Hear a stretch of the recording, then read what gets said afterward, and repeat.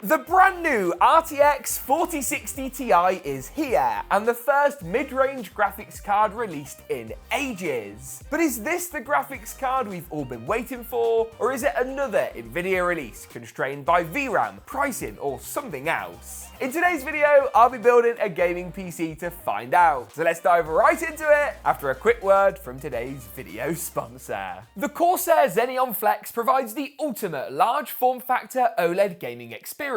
With a massive 21:9 45-inch panel that bends from being fully flat to up to 800R, there is nothing else like it. The 3440x1440p resolution is sharp, while the 240Hz refresh rate makes this a great option for competitive gamers. Learn more about the Corsair Xeneon Flex at the Corsair web store, linked down in the description below. The RTX 4060 Ti is of course the spiritual successor to the 3060 Ti, a card which received plaudits for its great 1080p and good 1440p performance. I'm glad to report that it comes in the same compact form factor and obviously will retain compatibility with most modern cases, and has under the hood a fairly impressive set of specs. This card comes in with 4,500 of Nvidia's CUDA cores, actually slightly less than last generation's 3060 Ti, but they run at a much faster speed of well over 2 GHz, which is where the performance gains should be evident today. This card will be available at launch with an MSRP of $399, a price that Nvidia seem confident that they can hit with the Founders Edition, but also adding board partners too, like Asus, Gigabyte, and MSI. The crucial point to mention here though is that MSRP only applies to the 8GB model, the variant being released today. Nvidia will also be launching in July an RTX 4060 Ti 16GB variant with more VRAM that aims to address concerns people have got about whether this has enough video memory. I'll lay my concerns out on the table right now. 8GB is going to be enough for most people at 1080p, but if you're looking to push through to 1440p, a resolution that the last gen 3060 Ti seemingly excelled and that this card you would hope would do even better in, then that 8GB of allotted VRAM becomes a concern. And it's a little bit of a shame that Nvidia haven't launched this out the gate with 10 or 12GB, something which would have potentially alleviated the need for a more expensive 16GB model in the first place. With that being said, the fact that this card comes in with the same MSRP as last gen's 3060 Ti is an overwhelmingly good piece of news, and if recent GPU launches with the 4070 and cards going higher than that are anything to go by, we may well see this card retail for $370 or even $350 in 6 months' time. The point is, the MSRP is achievable, and sub-MSRP also seems like it could be plausible too.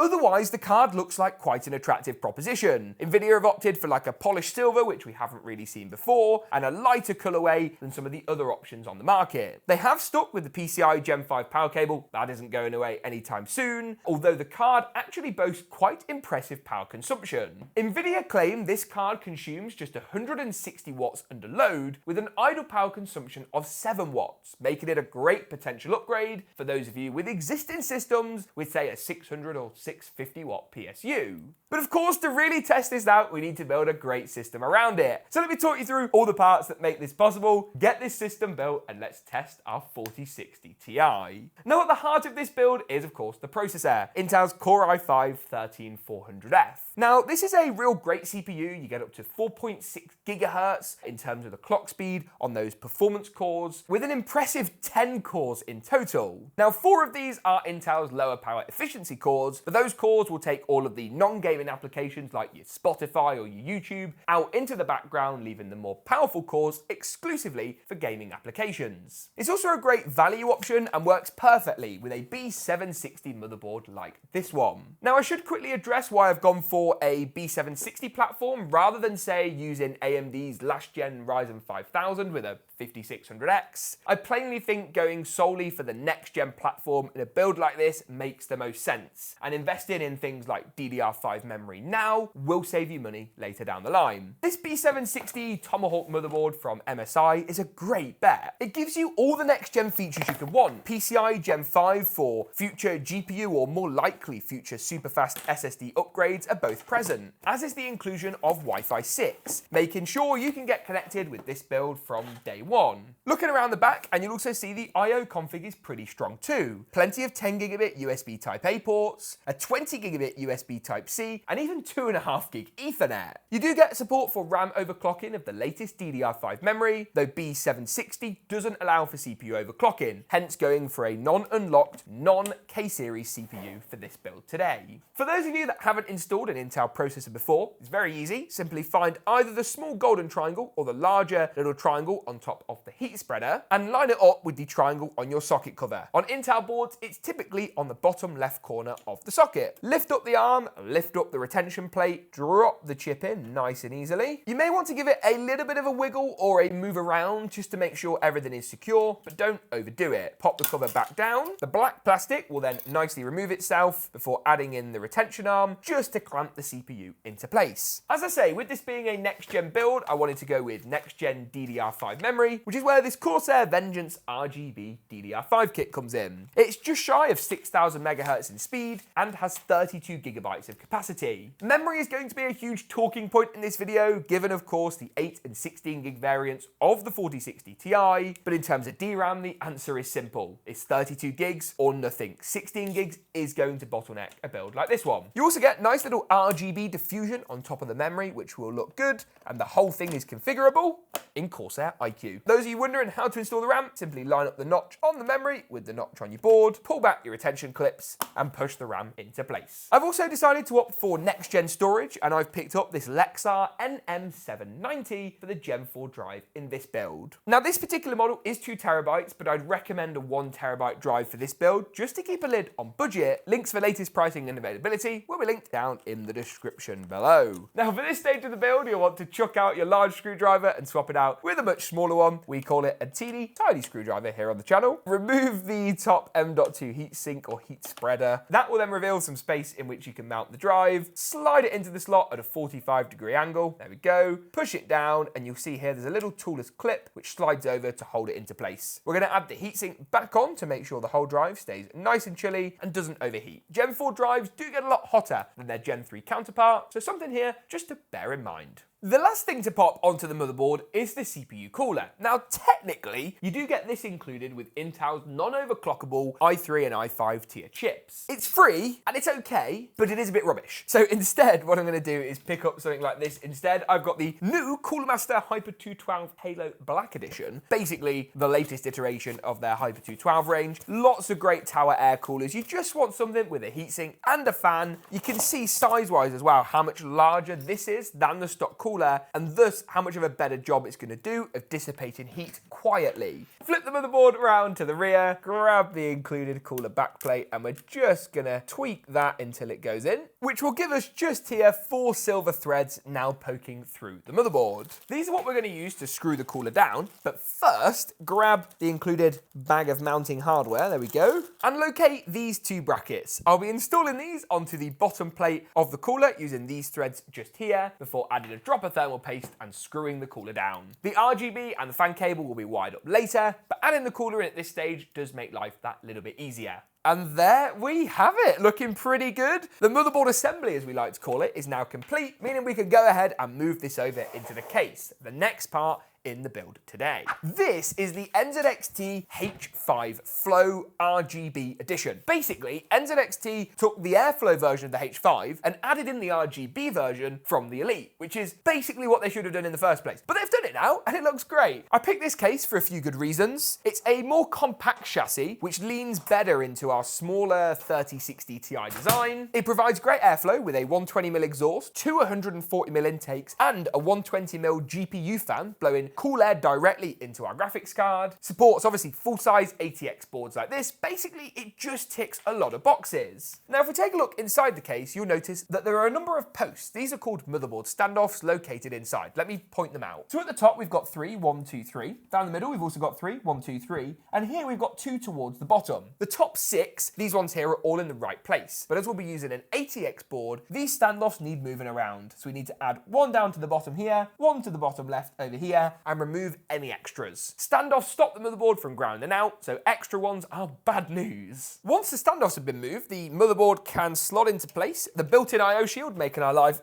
nice nice and easy here. Just ensure you get it all lined up, and it should sit of its own accord on the center standoff, which is raised. Then I'm going to screw the rest in, keep the whole thing nice and secure, but so far, so good. The graphics card then is going to be the next component in, and you know what? I really dig the aesthetic of this card. I'm glad that the polished kind of chromy silver is back. I think it looks amazing, and I really like how compact this card is. What we do need to do is take out a couple of PCI lanes. That's these covers at the back just here. To do that, a hovering of the graphics card is required. Hover it over the top PCI slot, and that will indicate which lanes need to be taken out. So in our case, 2 and 3. Of course, this era now of smaller graphics cards, which is incredibly welcome, by the way, does make case compatibility a lot easier. And if you've got an existing build with, you know, a 1060 in, for example, as long as you aren't going to have too much of a bottleneck with CPU or memory, the 3060 Ti is a feasible upgrade. And for those of you looking to game at 1080p in particular, it looks to be a very appealing upgrade at that. Slide it in, click it into place. Where's the click? There we go. And add back in the screws you just removed to secure everything down. In reality, you're probably never going to need those 2 PCI lanes again, but it does pay to keep them just in case you sell the case later, or look at moving around your graphics cards and other expansion card layouts as well. So pop that in just there, get the whole thing nice and tight. And of course, all that's left to do, not only with the GPU, but the rest of the build, is to run the power cables. Before that, I am going to pop in all the front panel connections. So we've got our USB 3 for the USB port on the case, as well as the USB-C. These both go to the right-hand side of the motherboard. HD audio, which is for the headphone mic combo jack, goes to the bottom left. And your JFP1, so that's the power, reset, hard drive indicator LEDs. They go up to the bottom right of the motherboard. Get these out of the way now, as that will make installing the power supply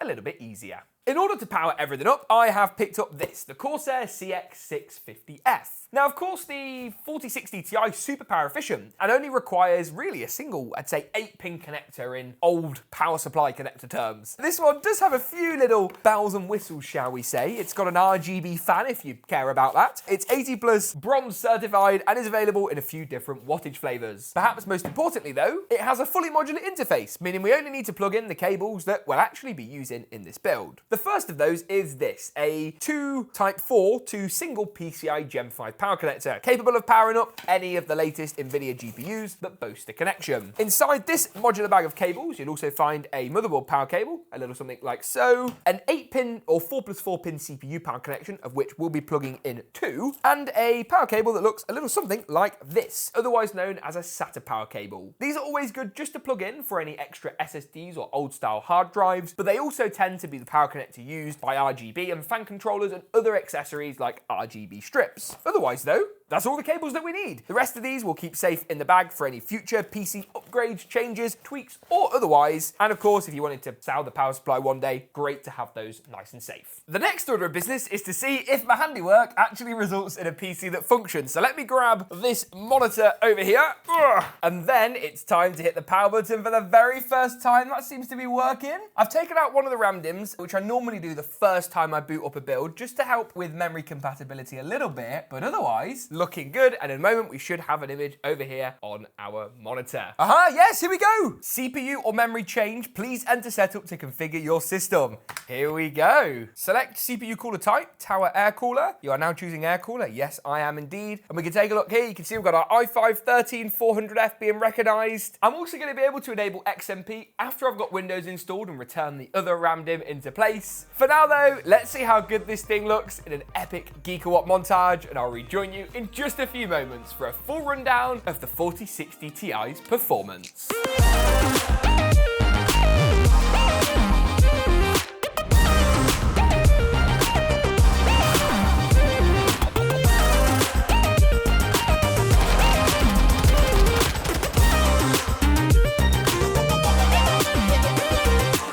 For now though, it's time to answer the question you've all got on your minds. Is the 4060 Ti worth it? How well does it perform? Let's take a look. I've tested more than 10 of the latest and most popular titles, and you can use the navigation bar below to skip to your favourite ones. But let me start off with Spider-Man Miles Morales first of all. At 1440p high, with DLSS and FSR enabled at the quality preset, the 4060 Ti slotted in nicely between the last gen 3060 Ti and the current gen more expensive 4070, a card that retails at MSRP for $200 more than the 60 Ti. It stacks up well against AMD's Cards 2, beating out the 6750XT, a card that is arguably the 4060 Ti's current most competitive rival. If you enable DLSS 3 and frame generation, the results obviously skew towards the top of the graph, but I appreciate this isn't supported in all titles and isn't a fair test off the bat. A game like Warzone 2 doesn't have that DLSS 3 support, and is perhaps more representative of the straight rasterization performance. At 1080p, high settings with DLSS 2.0 set to quality, and AMD FSR with the same settings, you can see the 4060 Ti clocked in an impressive 139 FPS. This is a pretty competitive frame rate that beats out the last gen 3060 Ti and AMD's 7 and 600 series SKUs at the same time. The RX 6800 does provide a lead over the 4060 Ti, and of course it does have double the VRAM, but will cost you more money in the process, something that the upcoming 4060 Ti 16GB will aim to combat. Move up to the 1440p resolution and the 4060 Ti once again holds its own. It isn't all that far ahead of the 6750XT, meaning Nvidia will need to be competitive with the pricing on the 4060 Ti in order to sell well, but it provides very similar performance to the last gen 3080 and not far off the current gen 4070. We're seeing the 4060 Ti ranked between the 3070 and 3080 in our testing in most titles. Apex Legends is another example of this, the 4060 Ti falling a little bit short of the 3070 this time around and beating out once again the 6750XT. AMD's 6800 pulls out what you would expect in this sort of situation with a lead over the 4060 Ti, but for $400, I think the 4060 Ti certainly holds its own here, giving around 20 FPS more than the last gen 3060 Ti for the same price. Move up to 1440p and the 4060 Ti is at the lower end of our graph, beating out the 3070 and 3060 Ti with 165 FPS. This is a title where AMD cards tend to excel at those high resolutions, and we are perhaps seeing some constraints of the 4060 Ti in this test. Fortnite at 1080p competitive settings, where you tune everything down to low except the render distance, which you set to far, also provides some good results for the 4060 Ti. It punches pretty close to the 4070, which is interesting, because we saw this on the last gen of cards, where the 3060 Ti almost cannibalized the 3070, once again beating out AMD's RX 6750XT. While it is ahead of the 6750XT in a number of titles, it is worth bearing in mind the 6750XT does have that 12GB of video memory, something which I'm sure will be enough to sway some people. Straight rasterization though is better. Call of Duty Modern Warfare 2 at 1440p high settings and the 4060 Ti holds its own very well. It beats out the 3080 at 1440p by 3 frames per second. Pretty impressive when you consider how much of a juggernaut the 3080 was, definitively beating out the 3070 and less generation's 3060 Ti. Move through into Formula 1 2022 at 1440p, and the 4060 Ti once again stacks up fairly well, beating out the 3070 from last generation. It does fall short to the 3070 Ti and quite considerably so to the 4070 in this case. It is a bit of an anomalous result for us in our lineup today, but one we did retest and saw comparable results time after time. The next game on our list is Hogwarts Legacy, one of the newest titles, and the 4060 Ti performs pretty well. You'll have to forgive our slight lack of data for this graph. Obviously the game's not been out for super long and we haven't had an amazing chance to test it yet, but what we can show is that the 4060 Ti once again beats out the 6750XT, although only marginally, and falls short as you'd expect to the 4070. It provides significant gains over last gen's 3060 Ti, something which allows us to breathe a big sigh of relief, and shows off the advantages of Nvidia's next-gen Ada Lovelace architecture. Move through into Battlefield 2042 at 1080p, high settings with DLSS set to performance, and the 4060 Ti takes a pretty stonking lead. An anomalous result in the other sense, just to show you what kind of variation you can often achieve. It beats out the 3070 by 37 frames per second, and well clocks ahead of the 6750XT and 6650XT, showing that VRAM isn't always king. Move up to 1440p, and the 4060 Ti once again performs very well. It beats out the 3090, 6950XT and 3080, showing that Battlefield 2042 and the 4060 Ti seem to be a match made in heaven. Of course, I also tested a couple of older games like GTA 5. 4060 Ti here outranks a lot of cards, including the 3080, 3080 Ti and 6750XT with 163 frames per second on average, while titles like Overwatch 2 perform pretty much as expected. The 4060 Ti topping the charts at 1080p, and then sort of sitting where we'd expect at 1440p, beat out by the 6750XT at this high resolution, but in return, beating out its its own competitor, the RTX 3070. So then, what do I think of the 4060 Ti? Nvidia have clearly created a powerful card and a good spiritual successor to the 3060 Ti. It's yet another 60-tier GPU, intended perhaps most of all for 1080p gamers, that punches well above its weight at 1440p too. But I'd be lying if I said that I wished Nvidia hadn't just released a 10 or 12 gig card in the first place, removing the need for this future 16 gig option. The 8GB 4060 Ti is a great choice for those of you looking to game at 1080p, but those looking to tap into this card's fantastic performance potential at 1440p should certainly wait for the 16GB card. While the $100 price difference may seem steep, I'm not sure that this is something that will last very long, given the climate of other designs like the 6750XT that offer more VRAM for less dosh. The 60 Ti has great potential, and I commend the fact that Nvidia have built out their 40 series range at a far faster rate than AMD, a brand that need to get their arse into gear and release more than 2 high-end GPUs, something which we do anticipate to happen in the next few days. The 60 Ti then is a strong card, but the 8GB of VRAM certainly a sticking point for those looking to invest in a design like this for the future. You can learn more about the 4060 Ti and all the other parts mentioned today at the links below. Thank you very much for tuning in, and as always, we'll see you in the next one.